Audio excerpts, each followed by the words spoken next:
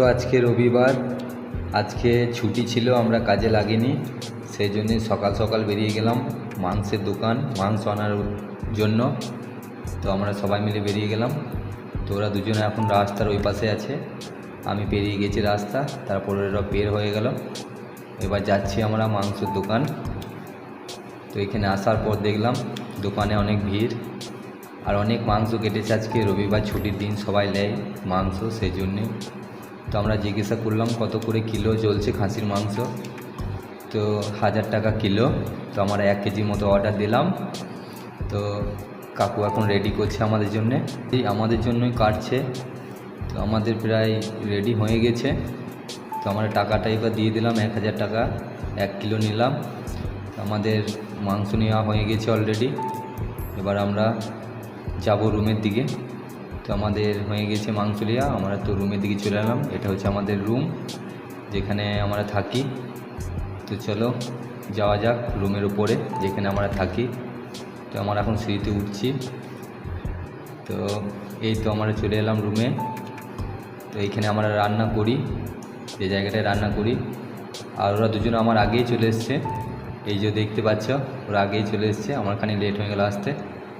তো লাস্টে আমাকে দিলে মাংসটা ধুতে, বলছে রান্না করতে পারবে না, আমি তো রান্না করতে পারি না ধরো খাসির মাংস, সেই জন্যে আমাকে ধোয়া দিলে কাজ, তুমি ধুয়ে দাও রান্নাটা, আর একটা দাদা আছে ও করবে।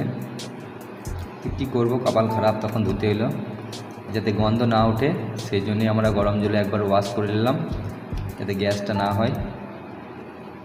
তো এবার রান্না স্টার্ট হয়ে গেছে। তো এই দাদাটা রান্না করছে, দেখতে পাচ্ছ, তেল তো দিচ্ছে না, মনে হচ্ছে একদম কি বলবো সমুদ্র জল। তো রান্না স্টার্ট করে দিয়েছে অলরেডি।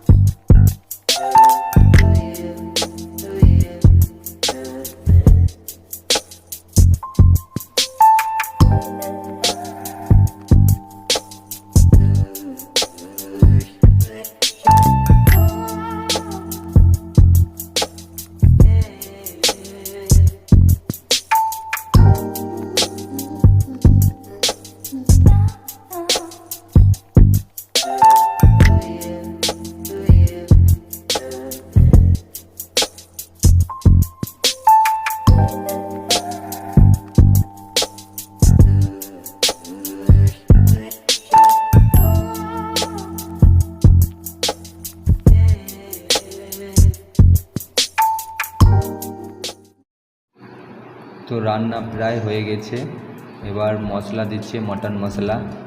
এবার প্রায় শেষের দিকে রান্না, মশলা দেওয়ার পর ঢাকা দিয়ে হলো, আর কিছুক্ষণের মধ্যে রেডি। এই তো আমাদের রান্না রেডি হয়ে গেছে। তো আমাদের হেড মিস্ত্রি চলে এসছে এগুতেই টেস্ট করার জন্য কেমন হয়েছে রান্না। ও খিদে লেগে গেছে আগেই, তো সবার আগে উই খেয়ে দেখলো কেমন হয়েছে। এই তো আমাদের রাঁধুনি ঠাকুর যে রান্না করলো, এই তো আমাদের হেড মিস্ত্রি। দেখতেই পাচ্ছ, ওর খিদেটা একটু বেশি লেগেছে, সেই জন্যেই ও আগেই খেয়ে নিচ্ছে।